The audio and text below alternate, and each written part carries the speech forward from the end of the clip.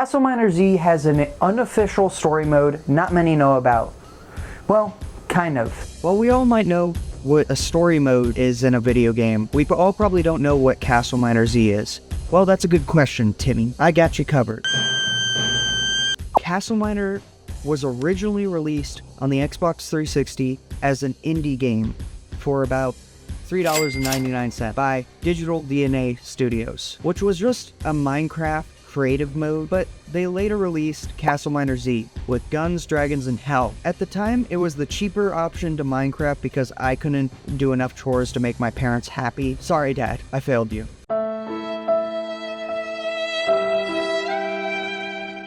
I and many others sank hours into this game trying to explore it all. Little did we know what endurance mode was. To break it down, it's basically a version of hardcore Minecraft, but no saves, so yes, you have to sit there and do it all in one go. And no sprinting. Sounds easy enough, right?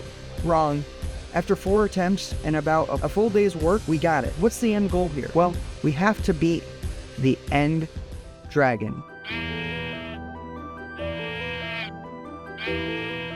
No, not that end dragon, this dragon, which we have to hit 4,000 meters. But before we get started, I wanted to thank Wreckerless for the idea on this video. As we jump into it, we start to collect wood and start to mine. That's why they call it CastleMiner. I get it now. The only way for me to solve this crisis is to be Superman 4, the quest for peace. Oh, that's why they call it that. The first strategy was just to get a normal AK, assault rifle, and start heading for the 4,000 meters. But while I was down in the cave, I decided, let me just get bloodstone, which requires a diamond pickaxe. This is the knockoff version of obsidian because look at this comparison to how long it takes to mine one bloodstone versus obsidian.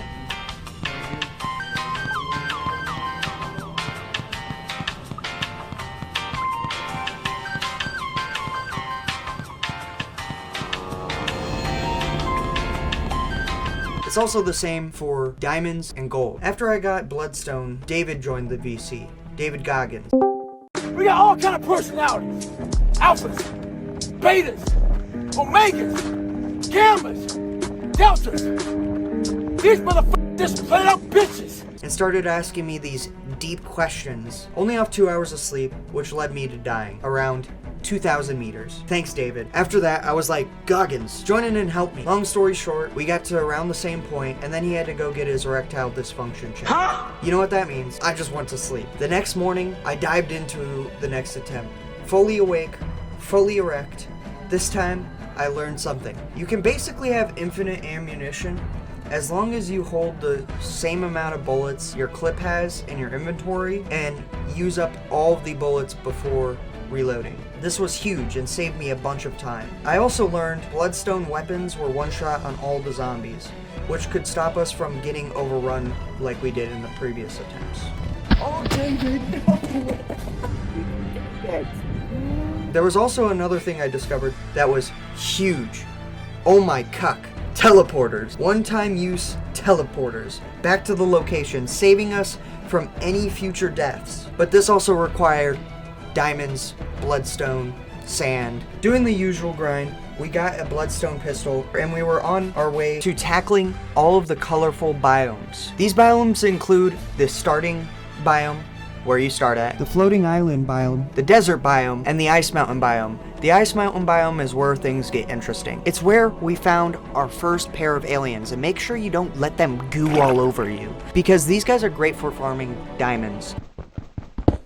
And they also help with really good endgame items, such as the laser weapons. It also had me worried because I died here a few times and had to teleport back and get enough materials to make sure I could teleport back again. Can anybody guess what's next? Well, it's the ice biome. The ice biome is where I took on the ice dragon, my first encounter with this guy. Beefy. He had a lot of health and did a lot of damage, but that didn't stop me from putting on some funk while taking on this guy for about 10 minutes.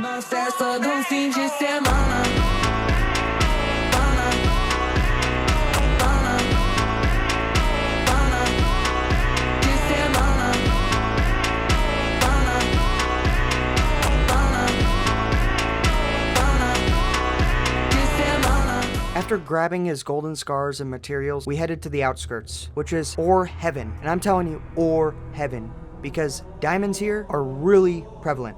And I mean really prevalent. This is what's been holding us up this entire time. This skyrocketed my confidence. I was now sure I was about to pound that dragon. Pause. So we entered the final biome, hell, or as some like to call it, heck. And being in heck, we stumbled across another alien spawner, which got us first laser weapon. And I'm telling you, these things have a little too much OP-ness.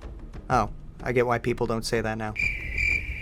Laser weapons, one-shot zombies, shred dragons, and ricochet. But I don't think they do any damage to the Hell Lords. And there he was. The End Dragon. Fighting this dragon wasn't as hard as I thought. I found another cheese, which allowed me to basically sprint. If you hold A and S or move in any corner direction, your character basically 2x's his speed. And that's about it. I had fun returning to this game, and I can't wait to see what Digital DNA Studios comes up with in CastleMiner's Resurrected. I hope it's not all AI slop. I believe in this company. They brought me countless memories, nostalgia. Make sure you guys join the Discord, hit the like button, and subscribe. It keeps the lights on.